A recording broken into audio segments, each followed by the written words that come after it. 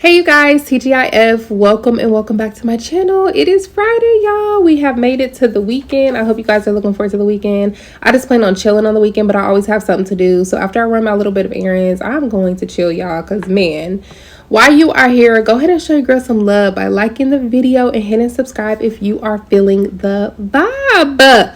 Those interested in remote work, y'all know on Fridays I post non-incoming call based positions on my personal channel.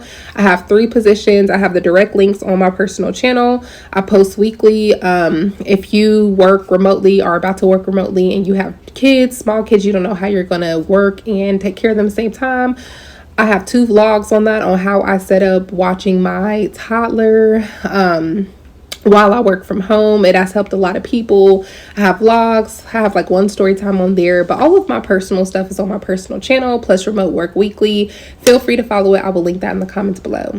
So we are going to continue, as always, our series of witchcraft / spells / spooky stories. I have another spooky story series for you guys, and we are definitely going to turn it up in October. Lots of spooky stories, okay? This is going to be Cemetery. True spooky stories, y'all. When I say these are crazy, trigger warning, get ready, because these are crazy. But these are good. They're very good though, but they're crazy, y'all. Like, I don't know if I could work in a cemetery. Like, anyways though, y'all go ahead and watch them. And I just want to say this. Let me go ahead and say this ahead of time, because apparently some of y'all are still not getting it.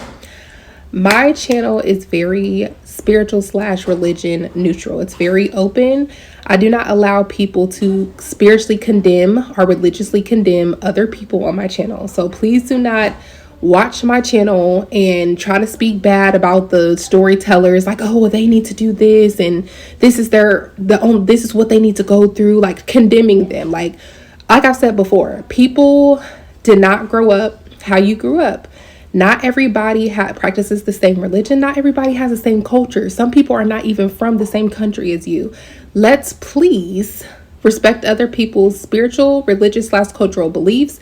You can say how you feel about your particular beliefs, but please do not try to condemn other people. If I see you continue to do, I'll remove you from the channel. So without further ado, go ahead and watch. I will be back at the end. Tell me a story about a time that you know that you saw something, but you don't ever tell this story because you know that no one would. I actually told this story on one of my lives and someone had told me I needed to share it. So here we go.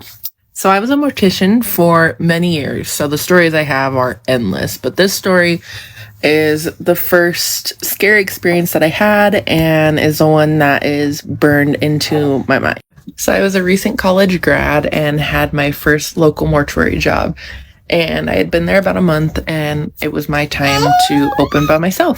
So naturally, first time opening by yourself, it is kind of intimidating, kind of scary. Mortuaries, and especially in the back areas, have very long, dark hallways. They're not very well lit. So I am going through the back areas to start to turn on all the lights in the chapel, the staterooms, and I am starting to walk towards the front. And as I start to get towards the front, I hear talking, and the talking is kind of muffled. I really couldn't at that point make out what they were saying. And I almost didn't want to open the door that led to the front because I knew it was just me in there. But we hadn't had any loved ones in the building at that point. And so I'm like, well, there's no deceased here today yet. And it's just my mind. It's just playing tricks on me. I didn't believe in the supernatural until I was a mortician.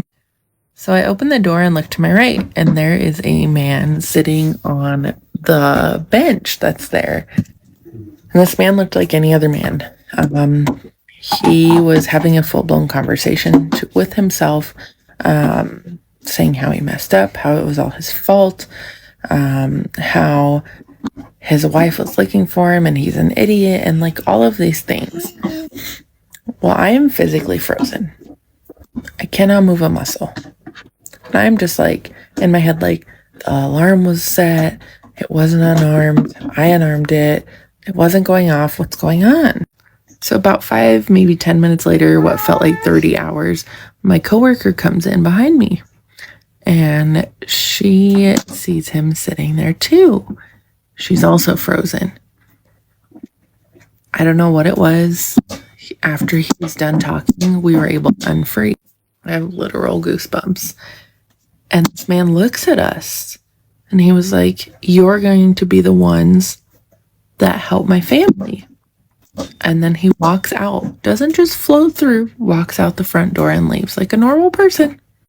Fast forward to that afternoon for our afternoon arrangement, and lo and behold, this woman and son walk in. And as we're going through the arrangement, still we have no idea, but they pull out photos to start the slideshow. This man that was his wife and child that we were doing the arrangement for, and he had died in a motorcycle accident the day before. Now, I know it's not super creepy or shapeshiftery or anything like that, but when I tell you that this man was a normal man and that he had the power to freeze us to where we physically could not move and knew that we were going to be the ones to help his family, it's just insane. I have way more actually creepy stories from the mortuary days, and lots of supernatural stories, things that I really don't talk about, but it's real, people. It is real. And I might do a mortuary series and drop more stories because I have seen a lot in my 7 years. Gordy wants a ghost story, and I figured you might want one too. This is a real ghost story that happened to me. My dad passed in 2004, and I have a habit of going to the cemetery anytime I feel kind of down. I just go visit my dad. And since my father was the kind of person that everyone loved, one of my exes wanted to go to the cemetery with me and pay his respects because he looked at my father like he was another dad. So let's set the scene. We went to the cemetery in the fall, and if you live in the Midwest, you know that the fall is kind of treacherous. It could be really sunny one moment, and the next moment is drizzly and super dark. And this night was no different. When we left, it was about 4 o'clock and there was still some sunlight left. But in true Midwest fashion, by the time we got there, it was about 4:30. By 4:45, it was drizzling and dark outside. So we both looked at each other like, it's time for us to go. Now, this is one of the biggest cemeteries in Detroit. So, of course, as we were leaving, I get lost. And as I'm trying to find my way out of the cemetery, I look to my right and I see the smoky figure of a man, full-blown apparition, running through the headstones, ran about 15 feet and disappeared. But I don't want my ex to think that I'm crazy, so I kind of do one of these. I didn't see you, and keep driving. And as I'm driving, he just starts staring at me. And I'm kind of like, what's up? Did you see that? And I'm like, what did you see? I saw a man running through the headstones. Y'all, he saw the exact same thing. And that's how I know cemeteries really are haunted. Let's talk about a scary story from someone who worked in a funeral home. If you're new here, hi. I usually talk about some pretty scary stuff, and recently I opened an email which allowed anyone who finds this page to send me their ghost stories. And let me tell you, these are genuinely terrifying, and this one in particular is probably one of the scarier ones I've read. So let's get into it. This story comes from someone who would like to remain anonymous, and for obvious reasons I'm going to respect that. Right off the bat, this person who emailed me says, I once worked in a funeral home, and during her time at the funeral home, one of her friend's uncles passed away. She says her friend often talked about her two uncles. The first uncle passed away years before these people were even friends, and he was just described as being extremely kind and had a smile that could light up a room. The uncle that this person who sent me the email was taking care of after he passed away was not like that. I won't get into the details of the death of the second uncle because it is not TikTok friendly, but it was extremely interesting to say the least. And he was not a very kind person from my understanding, and a lot of people called him selfish. And it's important to note that the woman who's working in the funeral home, the woman who sent me this email, did not know either of these people personally. She just learned about them through her friend. And when she went to go pick up her friend's uncle's body, the 2-hour car ride was completely uneventful. It was when they entered the funeral home where things started to get weird. She says that the moment she had to put him in the cooler at the crematorium, she felt an unbelievable level of discomfort. And this person distinctly notes that this has never happened before. And she describes it as a hateful energy that made her feel threatened. So she left the room, and luckily one of her colleagues was there and was able to finish everything that needed to be done before they sent the uncle's ashes home. However, the unsettling feeling lingered on for days, and she says it would not go away. And at this time, her and her boyfriend were also staying at this friend's house. The same friend I've been talking about the whole time. So the person who sent me this email states that all three of them dabbled in witchcraft. So they knew that it could be something going on, especially given her job in the death industry. Her boyfriend, however, did not believe in spirits, did not believe in anything of that nature, and really did not want to even talk about it. And this is where things get a little amped up. Things start to happen, like doors opening, small occurrence. However, she says that this was different because usually when these things happen, she's able to feel the energies and the intention of the spirit, whereas this time it was completely different.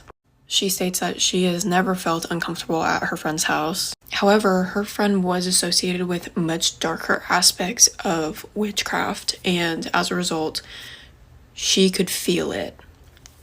She says that she was uneasy most of the time, even when she was home. And one night, while she's house sitting by herself, she has a lucid dream. She walked from the bedroom to the living room to see this man sitting there. He didn't say anything. He just smiled at her. And she specifically states that she wasn't afraid of him. And she was just looking at him for like 15 minutes in this dream. Then the other uncle walked in and she just felt impending doom. Not like the spirit would harm her, but he was just haunting. And after that, she wakes up and leaves. After her and her boyfriend leave, she shares the dream with her boyfriend and why they left so quickly. And I guess this sparked something in the boyfriend because he then says that he's not staying there anymore because he was witnessing doors opening and closing without explanation, and it really freaked him out. She later shared the experience with her friend and asked, "Does the good uncle have blonde hair?" The friend said yes, and that was able to give her some indication of how to identify one over the other. And the person who sent me this email says that after she handled his remains/ashes, she just had this interesting energy attached to her. She specifically says that it was like he was taunting her and trying to haunt her. And the friend said that this was absolutely a part of her uncle's character. And after this experience, her friend contacted her and said that the uncle would not be bothering her anymore, and she's unsure of what ritual she did, but the experience has stopped. At the end of this email, the person specifically states that she has now found God and that she prays a lot, and even sending this email, she feels like she needs to pray in protection of herself. Specifically because this was one of the more horrifying experiences that she has had. And I really don't know what else to say about this story because it did freak me out when I read it, and even when I film it, it freaks me out. But anyways, that's gonna do it for Stay tuned for more ghost stories. Somebody submitted a spooky story saying, "I bought a house next to a cemetery, and now whatever lives there, I'm pretty sure wants me dead." I am back with another spooky story. We're gonna call the person who submitted this story Kenny. Now, Kenny says that he bought his house last year, and he lives in New Orleans right next to the Lafayette Cemetery, number 1. So Kenny says that literally as he's typing this story, he's shaking. He says that he's been living in the house for 9 months, and he fears that the house wants him dead. Kenny says that before he bought the house, everybody warned him. Everyone warned him about living in that neighborhood, even that house. However, Kenny says that he loves the spooky stuff and the price was unreal. The owner before literally told him not to buy this house. The owners before told him, "They will know you're new here." And he said at the time he laughed, However, he's not laughing anymore. He said things started very small. So the first week, the first thing that he noticed was dirt on the floor in the hallway every morning, like someone tracked mud inside of his house. And he says the best way he can describe the smell would be like a freshly opened grave. Well, Kenny would just clean up the dirt and move on. Week 2, he started hearing sounds of chains dragging upstairs. Yes, Kenny lives alone. He would go upstairs to check, and every single time, there would be nothing there. But when he goes back downstairs, it is as though he's hearing people dragging chains on the floor. And he says every week things just kept escalating. Week 3, that's when he started to notice that shadows were moving in the walls. No, it wasn't flickering like a candle. Full on walking, seeing shadows just travel across your wall. Kenny says that by month 2, the house itself felt like a living thing. He would wake up to wet fingerprints on his mirrors. His TV would turn on to static by itself. And he says that the peak of all of this activity would be anywhere between 3:02 and 3:07 a.m. Between 3:02 and 3:07 a.m., that is when the hauntings would start every time. He started to find clumps of black hair on his pillow that did not belong to him. Then came the rules. Now, Kenny says he doesn't know how to explain this, but at night, whispers would come from the cemetery. It sounded like a low chorus, almost like 100 people whispering his name. Kenny, Kenny, Kenny. One night, a voice, he heard an old female's voice say to him, "Blow the candle out, or we'll come inside." I don't know if you guys know, but did you know that candles actually attract spirits? Anyway, Kenny thought it was a dream. Kenny woke up thinking that maybe this was a dream. Spoiler alert, it wasn't a dream. This is one of the most horrifying hauntings that I've ever read. I had to wait till the daytime to record this video. I know you guys hate part 2s, but I need to boost my algorithm and also get to work. So go ahead and leave a comment for part 2. And I will be dropping part 2 as soon as this video reaches 10,000 views. I really can't believe this story, bro. Let me know if y'all want me to finish this. From your favorite Haitian homegirl. Well, after Kenny heard, "Blow the candle out or we'll come inside," and he says, "I swear to God," after that, that candle started flickering. Kenny didn't know what to do. He did not blow out the candle that night. As a matter of fact, he left every single light on until sunrise. But the next day when he woke up, he said the air in the house felt thick, like just thicker than usual. He feels like he's breathing through water. That night at 3:07 a.m., again, the candle blew itself out. He heard the front door creak open. Now, Kenny was always on top of locking his door. There's no way that people should be able to enter through the front door. But he hears the front door creak open very slow. He didn't want to get up to go check. He knows what he heard. So he's literally just laying in bed in fear until his bedroom door handle starts turning. Just a little. And then he hears footsteps walking in his direction. And it's like wet, dragging footsteps coming down from the hall. Can't even imagine how terrifying that must be. Kenny says when he finally worked up the strength to look, there was a woman standing right there in his doorway. Her dress appeared to be soaked. Her skin was gray, as if she's never touched sunlight. And the eyes were just black holes. And she smiled at him, revealing that she has black teeth. And then the lady said, "We told you not to buy this land." Kenny said at that moment he's so freaked out he tried to get up to run. However, he can't move. It is as though something he can't see is holding him down on the bed. Now, this isn't sleep paralysis. Kenny swore that he was awake. Kenny said no matter how hard he fought, his body just wouldn't respond. He said he felt like his veins had turned into mud, and he couldn't even scream for help. He can only watch. As he is watching this lady or creature walk closer and closer to him, not knowing what she's gonna do, and she gets real close to Kenny.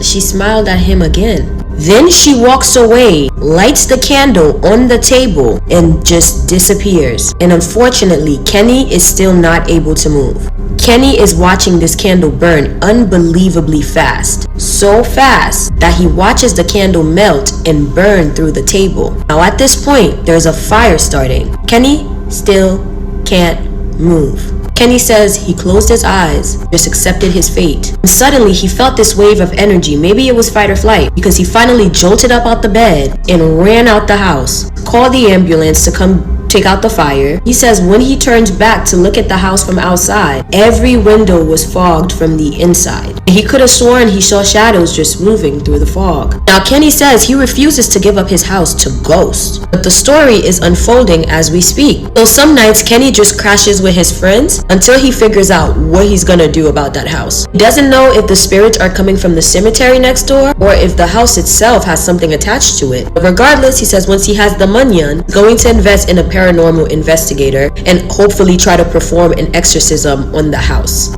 That was very spooky, if you ask me. Thank you guys so much for watching this spooky story. If you have a spooky story that you want me to tell, please feel free to submit it to me right here via DM or on Instagram. And while you're there, follow me on Instagram just so that I know that it's real. Duh. If you're looking for longer, better, and spookier stories, make sure you check out my YouTube channel and subscribe while you're at it. Like I say at the end of every single video, I love you, my bloody humans, from your absolute favorite Haitian homegirl. Immediately, this is your trigger warning. Immediately, this is your trigger warning, okay? Trigger warning. Hello, hi, my name is Riley, and I read you spooky, scary ghost stories daily for your entertainment. You're welcome. Titled, Not Quite Sure What I Saw. I watch you on TikTok all the time and wanted to share my story, maybe get some understanding on what I saw and felt. If you want to share on TikTok or anything, I'm okay with that, but please keep me anonymous as my niece follows me and I have never told anyone about my experience. You got it, babe. If you keep seeing me look over to the right, it's the wasps, okay? The wasps are out and I have my door cracked, so just saying. So in 2014, my brother unalived himself. The time it happened, I got filled with so much fear and anxiety, I couldn't shake the feeling that something bad happened to my dad. It got to the point I was shaking so much and wanting to puke, my best friend actually called my parents' phone to prove they were fine. But that's when my mom said an officer was coming to talk to me, and I refused to let her off the phone until I knew what was wrong. She informed me my older brother was gone, and I felt my heart physically break in two. I am so incredibly sorry for your loss. I went outside because I had my niece and son in my apartment and didn't want to wake them just yet, so I walked outside and just broke down. I screamed and fell down and cried. But I felt like something was watching, enjoying my pain. Truly terrifying for me. My brother was cremated and I felt the whole day like I couldn't breathe and was burning up. Constantly felt like something was pushing on my chest, making it harder to breathe. We get to his viewing and I had a pocket knife he gave me years ago in my pocket. Every time his wife came around me, it'd pop open in my pocket. And I would just get this overwhelming feeling of hate and want nothing more than to use it on her until she was gone. It got so bad I had to give my ex the knife to hold on to without telling him my reasons. And once the memorial was over and we were in the car, he told me that he kept feeling like he was supposed to blank her and that he swore the knife opened in his pocket at least twice. I then told him why I originally gave it to him. The next day was the funeral. I couldn't sit through it. I felt like I was dying and having a panic attack. Once it was over, my sister-in-law gave me a box of ashes and she sorted his ashes in boxes for her, my parents, siblings, and a box for his daughter. That is when the nightmares started. I kept having the same one over and over again. My brother on fire with something dark and pure evil laughing over his screaming. I constantly was on edge, feeling like I was being watched. My son kept talking about a young boy looking down from the ceiling and he was just blue and terrified my 3-year-old. A day before my dad was going to bury the ashes, I smelled sulfur and burning flesh. I couldn't shake the smell and I was constantly throwing up. About 4 or 5 that evening, I heard a noise from where my brother's ashes were like a deep, dark laugh, so I picked up my son and was going to leave. I turned, and this black mass with red glowing eyes and yellow teeth was raising up from his box of ashes. I ran out of my house with my son, and I called my ex to come home right then. I also called my dad and asked if we could place my box with his to bury.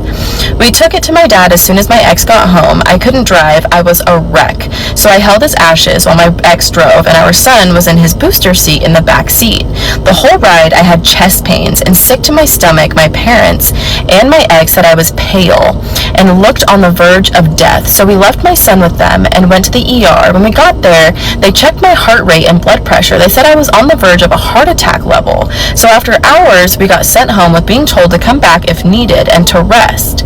My parents kept my son that night, and soon as we entered our home, we both smelled this awful smell and just had this dark feeling. That night I had the worst dreams ever. The first was the usual, my brother burning that thing laughing, and then it went to my brother hanging and my ex holding me, making me watch, not letting me get my big brother help, just my ex laughing and the thing watching until I broke free. and as soon as I touched my brother to get him down, he lit on fire. I woke up in a panic, crying and choking. Once we buried my brother, I felt a weight lifted, and then, walking back to the car, I saw it again, but this time it was wrapped in fiery chains and screaming. I never saw it again until a few years ago. My son and I went to the cemetery, and he said, "Look, Mom, that thing is still stuck here." I turned and felt sick. It was still chained up in the fire and stuck in the same place. I've never had those feelings or dreams or anything since we buried my brother. I'm not sure what that thing was or why it's stuck at the cemetery now, but I'm so thankful I don't see it anymore, and I stay away from the cemetery. What the? This is actually insane. This is one of the better written stories that I've read, and I don't mean that in a bad way. I just mean that it was so easy to read and so easy to feel the emotion that you put into this. Tell me if I'm wrong. Everybody in the comments, tell me if I'm wrong, but this quite literally felt like your brother's depression was eating away at him until he did what he had to do, right? Which, again, terribly sorry for your loss. But then it's like the depression came after you and your family to try to take you too, and then the second you buried him, your brother was able to kind of chain down his depression and keep it there. That is quite like it literally sounds like a figurative speech, but it was actually happening. Like, does that make sense?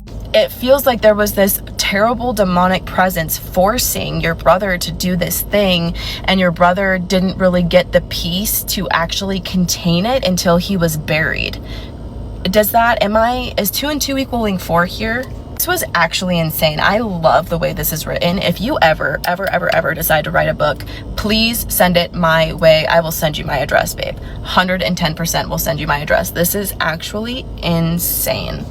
Thank you so much for sending in this story. If you have gotten this far into this, please follow, like, share, comment, save this post, do all of the things. It truly does help me, and this is my birthday month, so it would be really cool if we could get at least one video flying like all my other ones have. I would super appreciate it. Yeah, no, it's a no for me. And it's not that, of course, every single story was somebody working in a cemetery, but it's related to cemetery, and it's just like, it's a no for me. It's a no for me. Y'all, I have heard so many different stories in regards to the cemetery, and I even heard that, like, which I hope this don't make some of y'all upset, but I've heard that some bodies go missing from the cemetery, and I've already decided I want to be cremated. I've been decided I wanted to be cremated, but I'm just saying, they say some bodies go missing from the cemetery, and they believe that some funeral homes are taking the bodies out and using the things again, the coffins, reusing them. And I'm just like, that is so sick, but I wouldn't be surprised nowadays. Nothing surprises me anymore. But I know that there's some people who don't believe in all this kind of stuff, and that's fine. But you don't have to believe in it for the spiritual world to still exist. You've seen people, obviously, from this compilation who did not believe in the supernatural before until they worked in that type of industry, and now they believe in it, so I just think, as always, like I've always said, the whole main purpose of my channel, number one, is for spiritual health, spiritual awareness, for knowledge overall, for people, to help people. And we always do that by listening and using other people's experiences to see what we can learn and grow from it. And of course, spiritual health is so imperative. It's so important in every aspect. And if you are going to be doing something such as working where the dead lies, baby, you definitely want to be spiritually protected. You never know what's going to come home with you. Y'all seen on the last story, which is freaking crazy, where that spirit obviously was bothering her. It seems like energetically it was tied to her. And I do agree with the TikToker who was telling the story that, like, that was a spirit of depression, and it followed the brother, and obviously still wanted to follow the family around. Absolutely. And I just feel for, unfortunately, her having to lose her brother. That is so unfortunate. That is so sad. But I believe that maybe he wanted to be free. Maybe he set himself free. Maybe he's more at peace now. And I just hate that low vibrational, low frequency entities will connect themselves to you. If you have been feeling the spirit of like depression or anxiety or sadness, you might just really do need to get spiritually cleansed. You might need to go on a fast. You might need to just spiritually cleanse yourself. You never know what entities. I personally believe that certain spirits are in our foods, in our drinks, the music we listen to, the movies we watch, the people who we have sexual encounters with. Like, I believe that spirits can be tied to a lot of things, even items. There's so many, which I might do a compilation on that too, to where there are so many items that spirits use to attach themselves to. Okay, I know, matter of fact, one of my close friends said that her mom went to a thrift store and she brought some items back from that thrift store, and it was a whole energy change in the house when she brought the items back. I think they even were seeing things in the house. I don't remember all the details, but that's not the first story I heard of that, to where certain spirits can be tied to certain items. So if you're a big thrift shopper and all of that, keep that in mind. You might want to spiritually cleanse over the items that you bring in your home, or be careful to bring them in there in the first place. It's just a lot, y'all. Okay, it's a lot. Like I said, you don't have to believe in the spiritual world for it to still exist, because baby, it exists. Okay, point blank, period. But let me know what y'all think about this. Have any of you guys ever worked in a cemetery? Do you have any cemetery or burial type of stories? Let me know in the comments below. I hope you guys have a good weekend. Like, comment, subscribe. I will see you guys on the next one.